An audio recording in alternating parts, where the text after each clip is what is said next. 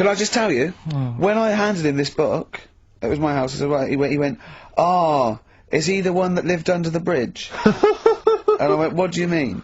He went, "The fella that lived under the bridge, and you had to pass him with a, and Jane, went, "You're thinking of, Rapunzel." And he went, "Yeah," and I went, "Well, that's not Rapunzel either. Rapunzel's, you had to say, isn't that, you know, you had to guess his name. The person who lived under the bridge was a troll in the three little brick graph. I'm a troll, foldy well. So, to answer your question, Steve, that's what he knew about Rasputin. Okay? So have you read this whole book? Can I just have a look at it, Rick? This whole book, it's about the size of a beer mat. Yeah, I'm just thinking, but did you read the whole thing? No. You didn't manage to read the whole even thing? do that? Well, again, some of the names in there are so long and foreign sounding that I just thought, I can't remember all these. So I just got to the meat of the story. Go on, okay, what did you learn about Rasputin? Right, he was a monk. Yep.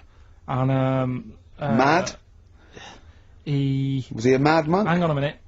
Don't confuse him. Sorry. Right. Go on. God. You see, this is what happened in the exams. Right, it was... Oh, don't do that when I'm drinking, Karl, please, mate. He loved his women. That's how the story started off. He had really nice... The story started off? Yeah. He had really nice eyes, and that's what everyone fell for, especially the women.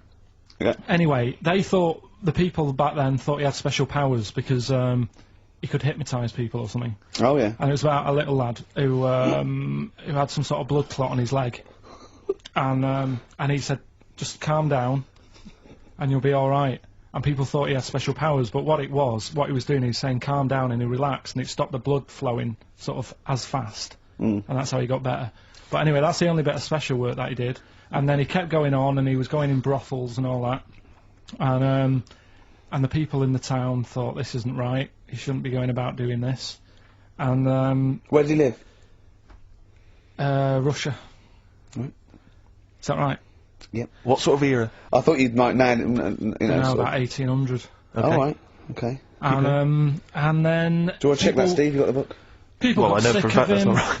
People got sick of him, and they said, "Oh, we'll have to get rid of him." So they tried to. He loved cakes as well as women. Okay. So they said, "Let's poison a cake," and they poisoned a load of Easier than cakes. poisoning a woman, wouldn't it? And he ate these cakes, and it just didn't kill him. And they were like, "God, what's going on?" And they kept giving him more and more cakes, and he was suspicious. and that didn't work. So the fella said, "That's it, I'm going to shoot him." So.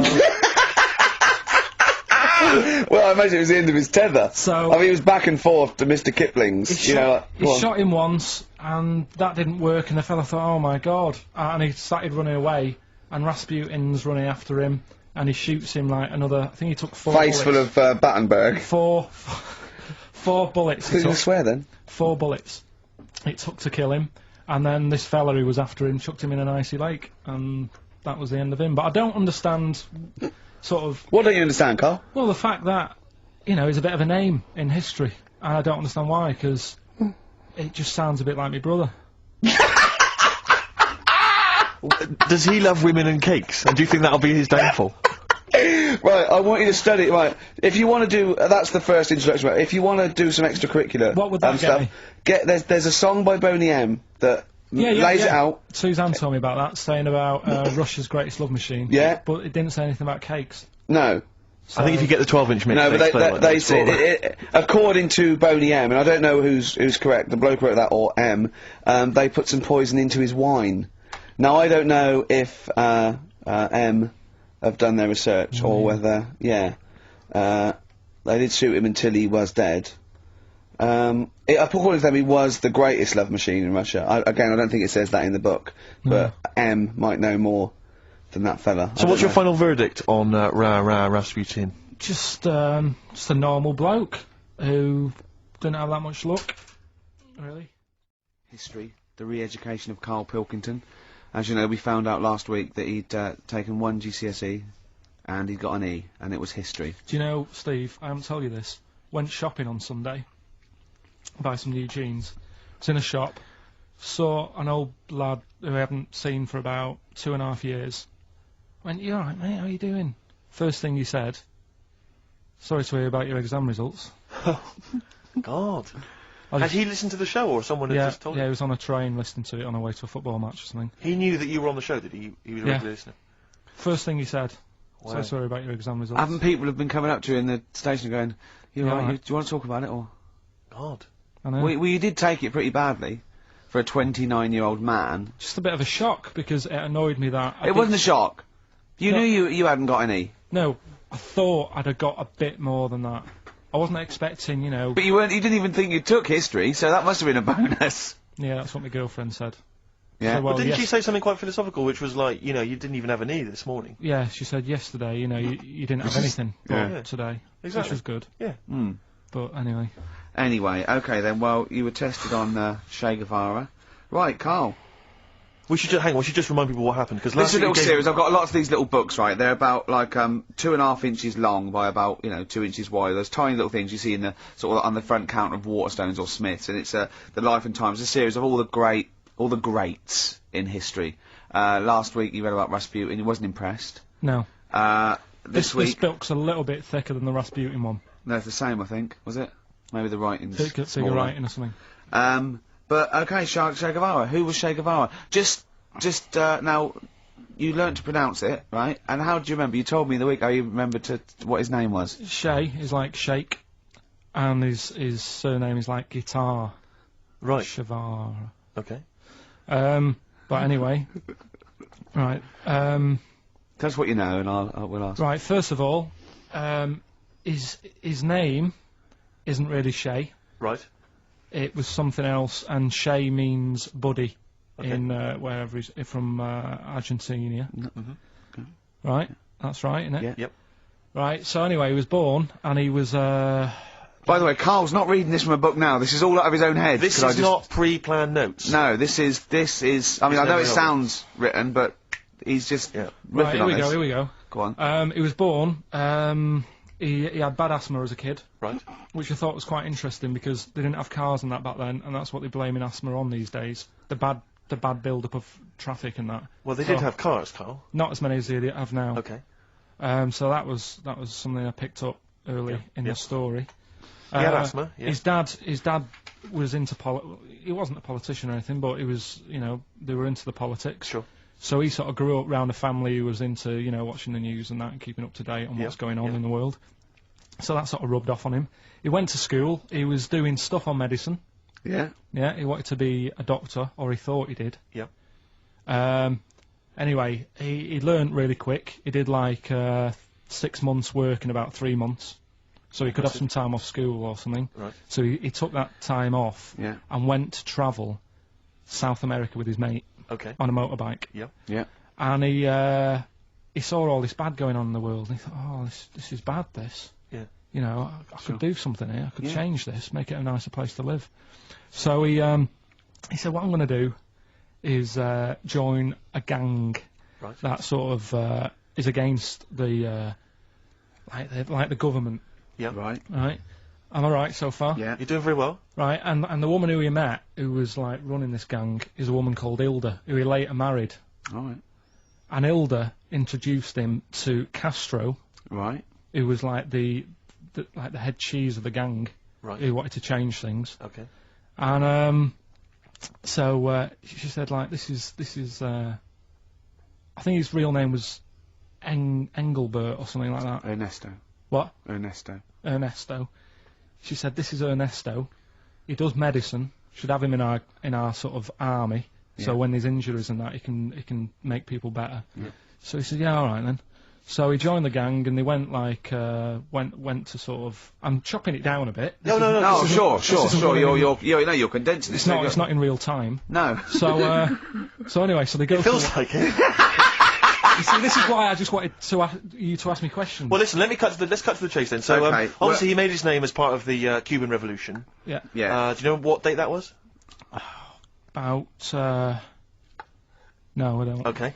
And obviously, so he was a big involvement in that. Yeah. Um, In which country was he caught? It was caught in Bolivia. Yeah. How did he die? They executed him. Yeah. He shot him, and his last words before he died, right? The guy's there with the gun, and he wasn't scared. He wasn't like crying or anything. He said to the bloke with the gun, he said, "Go on, shoot me. Be a man." Yeah. He said. Yeah. And they shot him. And did it tell you what happened to him after that? His dead body? No, but Suzanne was telling me about this the other night. She said there's more to it than that. They stuck it in a glass coffin, didn't Yes, they? yeah. Well, no, but before that, they cut off his hands and his feet. and sent them to the... No, and because they buried them in different places, and then they buried the body. I think they might have sent the hands to Fidel, but they buried him in an unmarked grave because they didn't want anyone to start using his grave or his tomb as a place of martyrdom. But of course, that just made him even more of a martyr because no one knew where he was buried. So it just meant that he was even more of a... Yeah, but that wouldn't work anyway, because if they did find out, that's more places people can go and sort of grieve. Do you know what I mean? If you've got all these different graves... What, with different parts of his body? Well, you've got a foot over there, and it's like, well, you know, oh God. His head over there. Thanks for what you're doing. Yeah. So all in all... essentially, what's your summary of Che? Yeah, you like him more than Rasputin, don't you? A lot better bloke than Rasputin. I can understand why he gets one of those little books.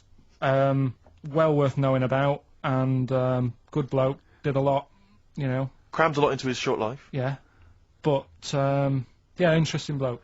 But just on the subject of Che Guevara, Steve called me up in the week because he was going through the duty log. We love the complaints on the BBC duty log, and someone had written in because one of the Blue Peter presenters was wearing a Che Guevara T-shirt, and what did the bloke say? Yeah, this is a series of people can phone in and write and complain to the BBC about different things. Why would you complain about wearing something? Well, this was the thing. Is you complain about the best one. I mean, there's been some amazing complaints. Oh, there's some great ones. The best one, my favourite one that wasn't a complaint but was actually just someone had to phone in was what an excellent edition of Kilroy this morning. Yeah, but there's lots of that. There's things like Esther was superb. Yeah. Woman call one. Woman called. There was a brilliant one I remember once, which was Robbie Williams was wearing a Nike T-shirt on Top of the Pops last night. Product placement on the BBC.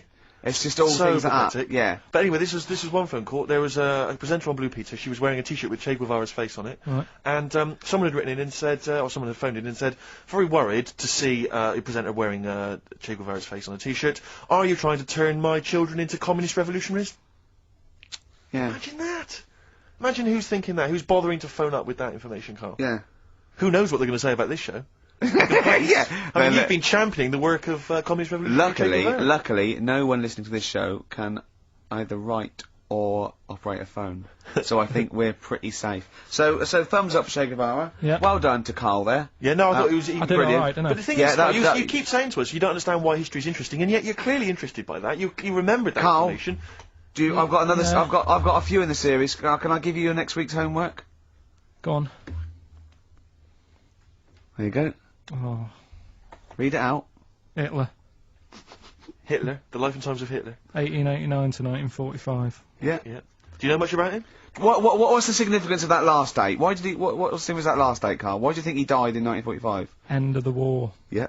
Which I'm interested in. So this. Yeah. This will have stuff about Anderson shelters and that. It might not be covered in the Hitler biography, the Anderson Shelter, but Just check if there was a special Anderson chapter. Anderson Shelter chapter. With the education of Karl, last week he did Che Guevara. He did very well. Before that, the week before that, you learned all about Rasputin, didn't you? Mm. And this week you've been studying Hitler, haven't you? Mm. How does that go? How do you reckon that? It's a bit tough. Okay. I mean, I'll give you the full story later, Steve. Do you know much about him? No. It's, they're all linked. All these stories I've been reading, they've all got a similar sort of thing going through them. They have a bit of a tough upbringing. Mm-hmm. Things aren't going well, and they seem to take it out on other people. Okay. But I'll tell you more later. Okay. Yeah, I don't think you can... I mean, I don't think Hitler and Che Guevara... It's the same thing. Che Guevara, when he was a kid, Yeah. had, like, asthma. Yeah. Right? He wasn't an happy kid. Hitler, he only had one ball. well, I was trying Right. to find about that. Yeah, seriously, he phoned me up in the week. I said, how's it going? He went, I've just skimmed it. I was looking for the testicle thing. Now, I don't know if they left that out, or it's not true.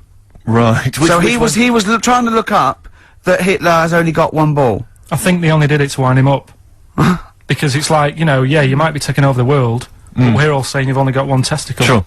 And it's So sort of did you look? notch Did you look in the index and it's sort of Hitler, Adolf, family life, early childhood, testicles, testicles, absence of. sort of skimmed through, because... One of. Yeah. Mother, brackets other. Yeah. Albert Hall. Yeah. The only thing I could find was at one point in like when he was trying to run the place, there was a meeting going on, and somebody had put a bag in the meeting room and it blew up. Yeah, and but I'm the wondering table whether it was under the protected him. table. Yeah, but. What, you're wondering if it blew a testicle? It was. What, the testicle was under the table? No, the bag blew off the ball. No, the ball sack was probably hanging below the protective top, and so that's where he could have lost. But why would he have only just lost the one? Because the The way he was sitting. Cross-legged or something. Sure. Sure. Okay. Well, I mean, again. I mean, last week we had a Che Guevara expert who phoned up. Maybe they could. Maybe there's a Hitler expert this time who could maybe phone up and confirm the testicle theory. Yeah. What's the number again, Carl? Oh wait, 700, 800, 1, 2, 3, 4. You need to have at least done a PhD or something. I don't think we should invite calls about Hitler. I think we're asking for trouble. No, I'm talking about someone who's done a study of him and who's done a PhD. Oh, okay. I'm not talking about any old nutter. Okay, Carl. Put that particular dictator to bed. It's week 3 of his education. You've nailed Rasputin and Che Guevara. I don't want to lose complete sight of those. I'll maybe ask you a couple of those in the week just to so you keep your mind on it. But Hitler. Tell us the story. What have you learned? Do you want to ask some questions? No, not really. Just sum it up in a minute. What do you think? Can't do it in a minute. Well, can I ask some questions then? Where was he born? Austria. Tell us about his early life. Right, he was a young lad. Brilliant. What in his early life? Okay. Yeah. What's the name? His mum was his dad's second cousin, which is a bit weird. Yeah. That is weird. They had 5 kids. Steve's going, yeah, it's usually first cousin where I come from. Oh, that's unfair, isn't it? There's no need for that. There was 5 kids, but only 2 of them, including Hitler, including him and his sister survived. The others died at an early age. Okay. Right. Anyway, so they grew up, and the mum died and the dad died and that, and he thought, oh, what am I going to do? Because he didn't do well at school, didn't have many qualifications. No. Liked art. Did he have a GCSE in history? Liked art, right? And then, so he said, right, I'm going to go to Munich. I missed a bit out, actually. Jewish people were in Austria, he didn't really like them. Okay. He thought they got, special treatments and stuff, and just didn't like them. So he went to Munich, and he joined the army. Right. Yeah? Yeah. And he was in the army, and he got injured. Right. So he went to hospital, and whilst he was in hospital, the World War I ended, and he was like, oh God, I want to... I was enjoying that. Yeah, well, so... Don't, because you're breaking the concentration. Yeah. Sorry. I'm not even sure I want to join in on this one, just in case. Okay. Right, go on. Right, so... He was in hospital. World He's War in I hospital. It gets a bit better. He's never that fit, though. He's one of these blokes who was always ill. Was on something like 30 tablets a day or something. Comes out of there, joins some other army. Right. God, I knew it all this morning.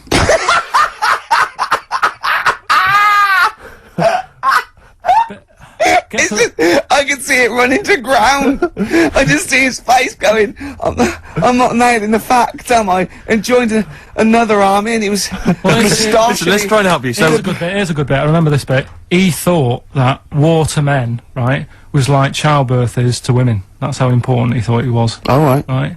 So it's like, you fight for 9 months, and at the end of it, you own something, right? Yeah. So, he goes on and all that. He's in Berlin. Yeah. And, he's fighting his way through, like, trying to take over countries and that. And he does he do Berlin? Does he? sorry, wait a minute. Is he Chancellor yet? What year is it? 35? Where are you? Let's skip the kind of climb to power then. He's now the dictator of Germany. Right, he's in charge, yeah. And this is when, he gets his own back on the Jewish people and that, and he's got his own little armies, and he's setting fire to Jewish businesses and all this. And, anyway, cut a long story short, Please do. When he came to, like, fighting Britain, Yeah. came a bit sort of unstuck, Yeah. right? Started fighting Not that. so easy, is it, this world domination, Adolf? Britain was there, France was helping out, Yeah. Americans were helping out. Yeah. So he thought, oh God, so bit late, but yeah, go on. he goes into a bunker in Berlin, Yeah. and it's all kicking off. Yeah. And apparently, like, Germany sort of surrenders. Yeah. Says it's all over, forget it, we can't beat you. He was really annoyed with this, and he thought, oh, I can't show my face around here. So he Because it would be embarrassing. he's with his missus, who nobody knew was his wife, Right. Eva, in this bunker. Yeah. And so he said, I've had enough of this. He shoots himself. Yeah. She poisons herself, and the chauffeur buries them or something, or burns them. Right. And in all the time he was in charge, 50 million people died.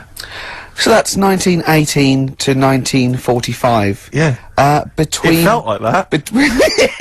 between Travis and the Red Hot Chili Peppers next week. That's fantastic. That's remarkable. I have to say that you sort of lost your grasp somewhere along the line, because you started off confidently, but you lost your I've had a really busy week, and last night I was like whizzing through it. Sure. And then this morning, I woke up, and, you know, Suzanne had been away for about 3 days, right? Yeah. I hardly spoke to her. She's been busy, I've been busy. First thing I say when I wake up, oh, just ask me some stuff on Hitler. You are romantic. Oh, that's great. That's how stressful it's getting. But I knew it all this morning, honestly. No, but that's fine. I think you've summed up the, you know, you've done it. Right, captured it in essence. just for a bit of balance, I've got your next week's, homework. It's the same series. There's little books. There's tiny little books, just 3 inches long by 2 inches wide. Crammed with so much information there. Winston Churchill. There you go. You'll enjoy that. Yeah? I'm getting a bit bored now, though. This is what happened in school. Think of the listeners. Did really well, infants. Once got to secondary, lost interest. Was it the breakup between you and Harris? And Zoe. Wait, I wondered if, you spiralled into something there. Yeah, because it's like all these other, you know, these men of history. They always had sort of things happen in their early childhood, didn't they? Maybe yours is the Zoe Harris dress incident. Well, let's just refer to it as the Zoe incident. Yeah. From now on. Yeah. Yeah. Winston Churchill, the bit I left out in the Hitler story, Hitler was scared of this man. Yeah. And I can tell you something else about Winston Churchill. Go on. He said he can remembers being in the womb. And he was born in a public toilet. It's time for the re-education of Karl Pilkington. This week Karl was studying the life and times of Winston Churchill. What do you make of it, Karl? What did Churchill do for Right, you? well, last week I made a bit of an error with Hitler. Yeah, you Go on, just what? I tried tried to remember too much, and it was way too much for me. Sure. So what I've done this week, sort of flicked through, got a few of them basic facts. Yeah. And what I've learned, right, bit weird the way all these people have something in common, that they're all a bit weird when they're younger. Okay. They've Go got on, some sort of illness. Go on. Well, you know, Rasputin, he wasn't well as a kid. Yeah. Che Guevara. Oh, well, this is Rasputin, the mad monk, wasn't well. Yeah. Yeah. Che Guevara. Asthma. Really bad asthma. Mm. Hitler. He was Only a one ball. bit mental. Yeah. Only one. His mother. He was a bit mental. That could be libelous. Yeah. And who've we done? And Churchill. Yeah. Very you got lost weak, there. very weak child. Was he? He only spoke to his dad 4 times in his whole lifetime. Really? Yeah, didn't get on with his dad. Right. And I think one of the times when his dad spoke to him, he was having a go, saying he didn't do as well in the army as he wanted him to. Right. So that's pretty sad bit I picked Yeah, up of it. Yeah. Anyway, So that spurred him on, anyway. yeah. I'm not going in all the ins and outs. Very important bloke. Okay. No, seriously. I mean, Yeah. your dad bought the tapes, didn't he? Yes. And I can understand why. Because he did change a lot for us. You know what I mean? We wouldn't be sat here now talking like this. Why? We could have been German. Yep. He didn't let that happen. No. Everyone had a go at him, right? When like I think it was Chamberlain who was in power, Yeah. and he was like saying, "Don't be trusting that Hitler," Yeah. you know. And everyone was like, "Look, stop causing trouble." Chamberlain sorted it out, you know. He sorted out a peace agreement, Yeah. and he was like, "No, I don't trust him." And everyone's like, "Oh, you know, you're just causing trouble." You know, everyone else is happy. Then it turned out that Hitler did actually do the dirty, Yeah. and try and come over. I remember didn't he do something? He started a war or So there was a something. conflict of some kind. Yeah, Yeah. started a problem, and everyone went, "Hang on a minute, that Churchill knew what he was talking about. Yeah. Yeah. Get him back in charge." Sure. And they got him in, and Hitler was scared of him because he knew that he wasn't going to be having any lies or anything. He couldn't try it on with Churchill. Yeah. And, Especially when he was a little bit pissed up and coked and with Who a big was? cigar. Churchill. He wasn't that. He wasn't doing that. I think a lot were during the war, in the war cabinet. I think they had to have things to keep them awake all night and stuff, and he certainly liked a brandy. Rick, Winston Churchill was coked up, was he? I mean, sorry, this is something I wasn't aware of. If there are any historians listening, if I'm wrong, I'm Was that very in the sorry. World at War? No, I don't Winston think Churchill so. was Any historians or experts on war did Churchill and not some of the other people during I think the First and Second World War take a little bit of cocaine? So when it said that Hitler, Doctors certainly used to. Hitler liked cakes, would they be like the funny sort of cakes? No, he probably did like a little bit of Madeira cake. Right. Yeah, there was probably nothing like that. Sorry, carry on. So anyway, He beat the Bosch. yeah, did all Oh, that. that's steady on. His personal life's nothing to do with it. And the most amazing bit is, right, he wasn't fit, and he had a couple of Well, strokes. he's a good-looking bloke in many ways. No, he had a couple of strokes, but he had a stroke on, say... We've had that. He That beat the really- Bosch. He we likes to talked have a about couple of beating the strokes. Bosch, Let's not get into innuendo, Carl. It's stupid. Right, say he had like a stroke on a Tuesday. He was up and fighting again on a Wednesday. Really? He was a strong bloke. Yeah. And then he died at about the age of 86 or something. He's a good lad, wasn't he? He was really good. Yeah. Is So he the one you favour most of all? the I'd ones say you've out of all, I mean, Rasputin, I don't understand why he got, like I said, I don't know why they made a book on him. no, He just didn't deserve it. no. Che Guevara, you know, he had his time, I suppose, and Yeah. did a bit good for certain people. Sure. Sorted Cuba out. Yeah. Doesn't really affect me. No. No. Hitler, I mean, enough said. Yeah. Bad bloke. Churchill sorted it all out. Yeah. And like I So said, your favourite out of the four of them, of all those four, is Churchill. yeah. I think he's Brilliant. Brilliant. I agree. I agree with you. I think. What I love with your kind of sort of summary of these people's incredible lives is the way that it's almost like I remember in Lookin' magazine. I don't remember Lookin'. It was the Junior Yeah, I TV remember Times. Lookin'. They used Yeah. to have half a page, which was a comic strip, Yeah. summarising someone's life. You might have, say, 5 Star, the story of 5 Star, Yeah. and he'd have a picture. I always remember the Roger Moore one Yeah. was a picture of like Roger's parents. It was like Roger Moore was born in 1930. Da, da, da. Picture of Roger's parents. Roger grew up during the war. Picture of Roger Yeah. running down the street, right? Yeah. This is a school kid with a Spitfire coming behind him like it was going to try and shoot him. Mr. Smith, surely. Exactly, Roger Smith, yeah. Roger took up acting. Picture Yeah. of Roger like acting. Yeah. Roger became James Bond. Roger's now a popular, star in his own right, and does a lot of work for charity. Brilliant. It summed up the whole thing in kind of I think 5 they used to have that in one of the TV Times or the Yeah, I Sun. think they may have I done. remember sort of when it was Tina Turner. What's it? Born Sarah May Bullock. Then it was Nutbush City Limits. Stop hitting me, Ike. Yeah. And then you're simply the best, and that was it. It was, Exactly. it was And great. that's very much what the how your summary of great events is. But I'd Carl. say if you didn't know about Churchill, you've learnt a bit today.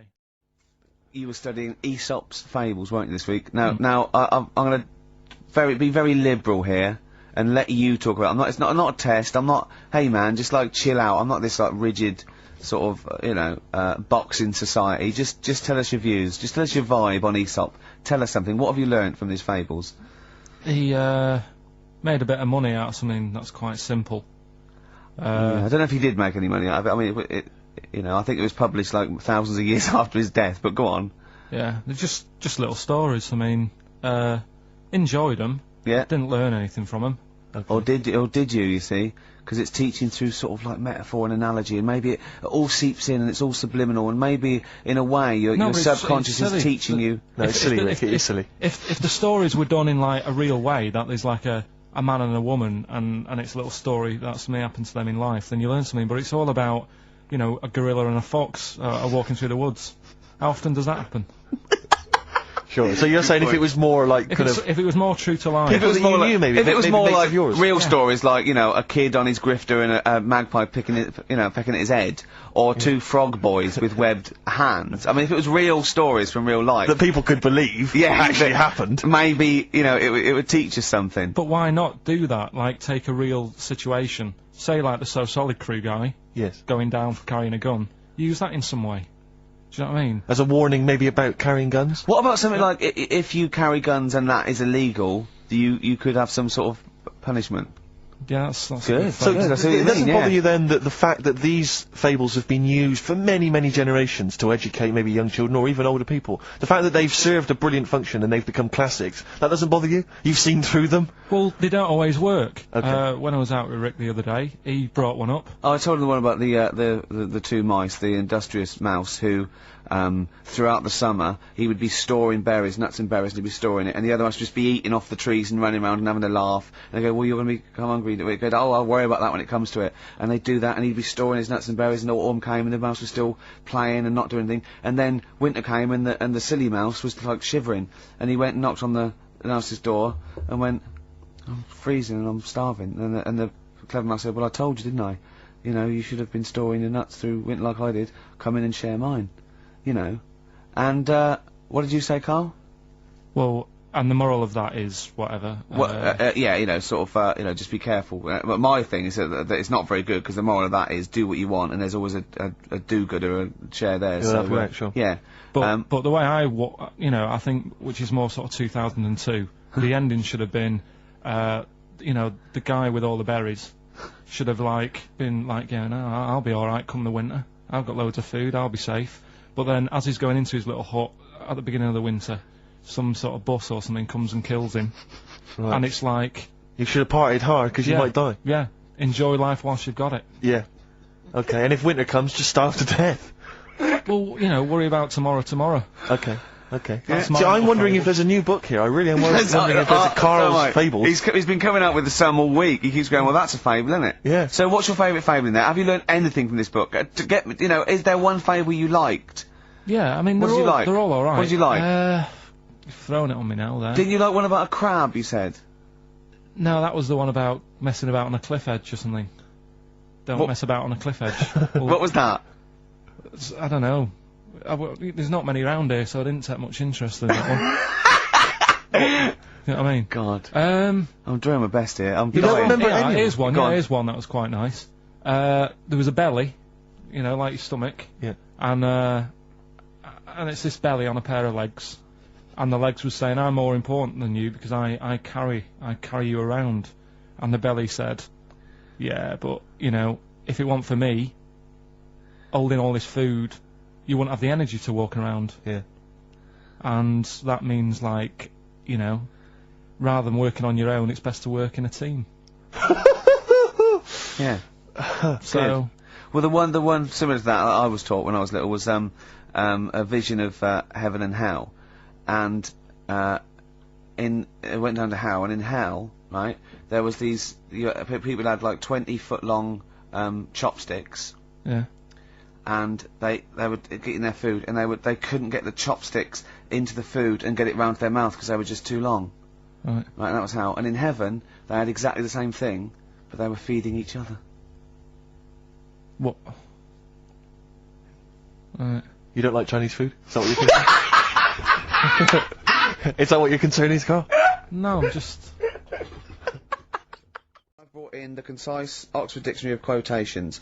Now, just look at some of your favourites. I'd suggest going straight to things like Wilde, or Newton, or Churchill, or You're a big fan of Keats. Churchill? Yeah, like oh Churchill. well, he's the boy. Yeah, right, okay, let's go through that old Kramer, blah, blah. Newton, right, right, here's a famous one, okay? This is Isaac Newton. If I have seen further, it is by standing on the shoulders of giants. Do you like that one? So there's a meaning in it. Yeah, yeah. Well, he hasn't actually stood on the shoulders of giants. So remember, he's an amazing, inventor and mathematician, and he discovered the incredible, laws of the universe, and he's saying, yeah, okay. If you want a good view, move into a multi-story. He's saying, right? He's saying, if I have seen further than the people, and he's being modest here, it's because I've stood on the shoulders of giants to get that view. If it weren't for all the people that have come before him, with their great insight and knowledge, he wouldn't have seen what he's seen. He's taken his learnings, and those people have given Why him just say that? Instead of making up... That's what I've got a problem with. People don't say what they mean. Poetry, art, and... In life, though, people never say what they actually mean, and, you know, there's loads of books on it. I don't know. But the point is that he's just summarised quite a tricky idea beautifully. It's beautiful. That gets into you much deeper than just the words, just the literal words. You know what I mean? One of my favourites is from an American novelist, and the quote is talking about the subject of fame and being famous. Fame is a mask that eats into the face. Don't you think that's amazing? Meaning? Well, meaning that fame is something that it's artificial, that you wear initially, you become famous, but it's ethereal, it's nothing, it's intangible, it's just an artifice. But if you stay famous long enough, you begin to think that that mask you're wearing is really your real face. So that you begin to, you know, think that you are more than you perhaps are. Do you see what I mean? In the way that fame and power can corrupt. I know who said that. No, it's an American novelist, I forget his name. Yeah, it's alright, yeah, it's something like that. Yeah. Okay. Pick another one, right? Yeah, let's have a look. Bernard Shaw, he's no slouch. I think maybe when you take this book of quotations home, Karl, you should maybe just draw up maybe a list of 3 or 4 of your favourites and tell them next week. I want to do Shaw, Wilde, I look at Shakespeare as well, you know, he's... What, are you a fan of Shakespeare? No. Go on, what's your problem with it? Just, the way they speak. I can't follow it. Yeah. Yeah.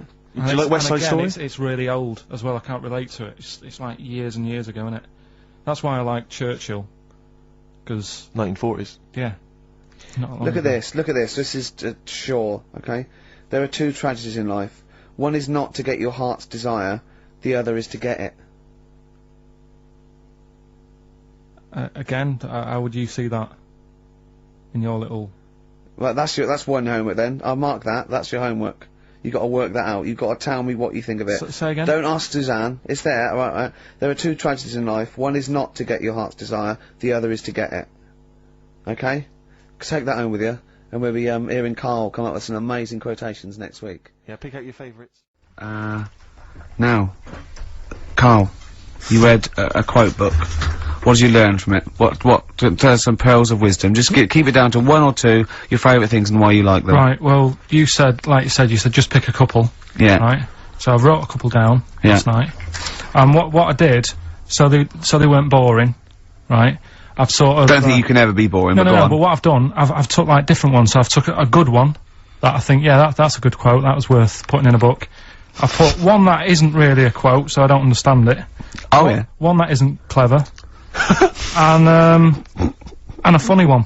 So a bit of variation all out of one book. Oh, how long did this take you? What did you do? Did you sort of like sit? About half an hour last night. And did you sit sort of like quietly at a desk or something? No, just in the lounge with the telly turned down. Oh, right. Just to give a bit of light to the room. Just had it on but turned down. Have you figured out lights yet? So, so the first one, never heard of him. This guy called Dean Axon. Right. And this is a good one. He said, the memo is written not to inform the reader, but to protect the writer. That's good, yeah. That's very good. That's it, So it relates a lot to, you know, office life and so on. Yeah, modern world and that. Right, so then, thought, yeah, right, so I wrote that down because I liked it, and that's what he said to do. Second one, isn't really a quote, it's more of a poem. Okay. So how does that work? Well, that's okay. Just read it. Right, well, it's about suicide. Okay. Right. Razors pain you, rivers are damp, acids stain you, drugs cause cramp. Guns aren't lawful, nooses give, gas smells awful, so you might as well live. Lovely. That's from Dorothy Parker? I'll tell you what. It is, yeah. I hate it. I hate that. Why? It's nothing to me, that. I think it's just a sort of weak, shallow piece of mock comedy. This is why I did it in that order, because that's what I thought. It's sort of like a zany vicar would write from living in Frome when he's about 55 and get it published in I hate it. Alright, so you're saying you're not a fan of Dorothy Parker's work, right? Right. Now the next one, Oscar Wilde. Yeah. Right, he's known, isn't he? Yes. Look what he comes up with. All art is quite useless. Well, that's... What's up with that? Well, it isn't. I did art. No, I know, but it's... Go on, next. But how has art helped you? How has it been useful to you? It was a bit of a... It's one of the only things I like doing at school. Right. Do you know what I mean? When I made that little clay man, fixing a car. Yeah. You made a clay man fixing a car, I forgot about that. How can he... I think that's stupid. And especially that it's gone in a book. Sure. Do you know what I mean? Okay. It's easy to diss things. Yeah, it's harder to work things out, you're right. I don't think art is useless, by the way. But then you don't have to agree or disagree with some of these things. Some of them are, you know, sometimes it's just their thoughts put eloquently or poetically, isn't it? And it's just, you know... Just to provoke a reaction as much as anything. Yeah. Well... And the good one, Ozzy Osbourne. I mean, sorry, but let's go back there. The irony is that that is art. That he was an artist, wasn't he? So. But okay, so you don't like Oscar Wilde, but you prefer Ozzy Osbourne. Yeah, go on. Ozzy Osbourne, cracking one this. Funny and educational. I bit a head off a bat the other night. It was like eating a crunchy wrapped in a chamois leather. Genius. You're right, Karl. Yeah. So, there's... What do you like about that? The way he's described what it is like? I think, yeah, if someone... I mean, you can imagine what it's like. Because I like crunchies. Yeah. And, it's like and a chamois leather's really chewy, so you can imagine that's like the skin. So you like his descriptive writing? The crunchy bit is like the bones and that. Yeah. Perfect. But you know, Karl, it's interesting because you've analysed Ozzy there, and in a way, that is the first step on maybe doing a new English GCSE. Yeah, you know, being able to study you said language what you and liked understand it. and... You said because it describes what you've never eaten about yourself. Yeah, but my teacher, Mrs. Kane, if I would have come into school with, you know, a quote by Ozzy Osbourne, she wouldn't have been happy. Sure. Really? Do you know what I mean? And that's the difference between She'd go, right, Karl, get your horse and go home. Well, listen though, we were talking about other quotes. Yeah. Neil Armstrong. Yeah. Do you know his one? Yeah. What, one giant leap for mankind? Do you know it wasn't meant to be that? You know, it says, it's one small step for man, one giant leap for mankind, right? Yep.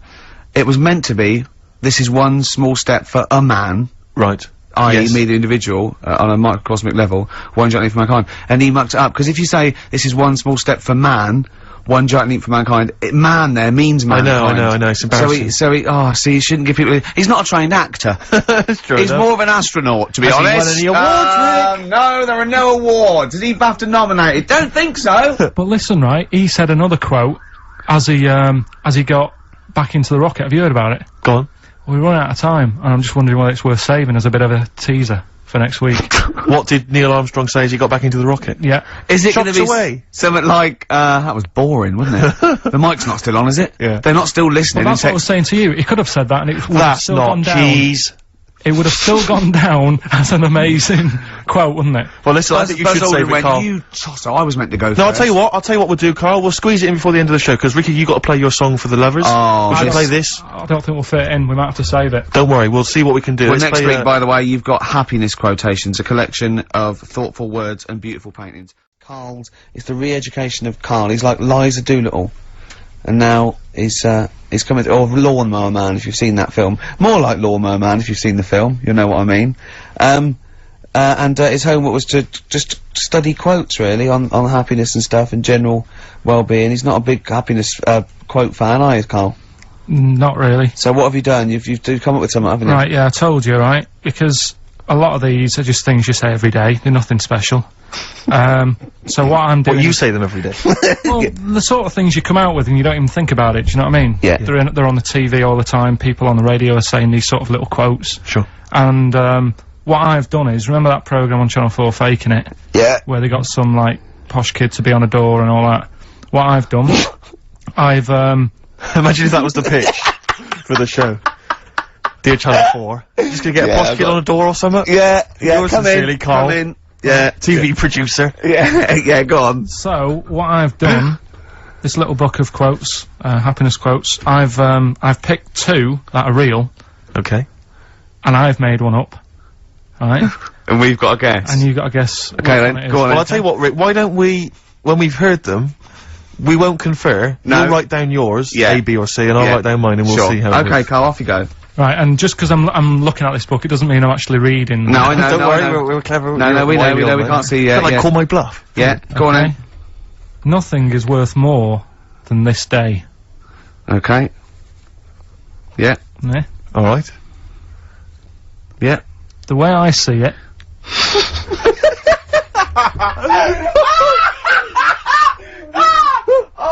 Oh God, my head's gonna burst. now hang on. My head's gonna burst. No, Hang no, on. this might not be Karl's. It might not be. How do you know I haven't tweaked them a little bit? Yeah, good Okay, point. fair Good enough. point. No, good point. The way I see it, if you want the rainbow, you got to put up with the rain. Yeah, okay. Alright? Alright, yeah. Okay, hang on. It's not here. Come on. Cat food, Cat food, go on. it stinks a bit, but if you don't put up with the smell, the little kitten will die. Steve! I don't know what to say! I don't know what to say. Imagine this in faking it. Imagine their faces when he says that, and they're going, oh my god. Read them again. Two were real, one was fake. Go on then. Right. First one. Nothing is worth more than this day. Excellent. Next one. What does that mean? Well, cherish now, cherish your time. Okay. Because you can't get it back, and, you know... That's the way I saw it. Carpe diem, whatever it is, seize the day and all that. Okay. If you want the rainbow, you've got to put up with the rain. Yeah, of course. Yeah, rough with the smooth. You know, it's not all plain sailing, but, you know, rainbow's beautiful, but it comes because of the rain, which you might not like, so... Yeah. Make the most of everything, and, good. Cat food doesn't smell good, but... if you don't put up with it, then the little kitten will die. Right, now, Carl, that is a good effort. Now, that one's yours. I mean, obviously, right? Right, no, but it's a good effort, right? I mean, it slipped seamlessly into the others. Yeah. I don't think it didn't. No, but it's good. I mean, we knew it was that one, but, what I will say is, it's good, but what you don't know, maybe subconsciously, is, I mean, it's very similar to, the putting up with the rain and the rainbow, but that's good. Why do you think that? Well... What does mine mean? Well, even though it smells bad, it's good for something. Right, so I didn't look at it like that. What did you look at that? I kind of thought... Was yours more specifically about cat food, generally? Because you know, normally it's an analogy. Yeah, or a metaphor for something, you know, much well, no, the way I mean, Dolly Parton, who I think did the rain thing, she wasn't specifically concerned about weather conditions. No. It was a sort of general idea. It was all about life. Yeah. Well, that's what I've done. Go on, I've used an everyday thing. Yeah. And put it with today's problems, right? Go on. So, like, my girlfriend, she might like to go shopping for clothes. I hate it. Right. But because I love her, I put up with it. Ah, that's nice. Yeah? Yeah. So, you love that little kitten. You can't stand the smell of the stuff, you gotta feed it. But because you love it, you go, well, you know, I'll put up with this just for a few minutes, and then I can, like, squeeze its head later, and give it a little... Sorry, can we go back? You know, stroke its head and stuff. Oh, right. Yeah. Sorry, it was a bit of a slip, was it? Squeeze its little head. Yeah. Well, that's just the thing that I do with cats. Put it in a bag and drown it in a lake.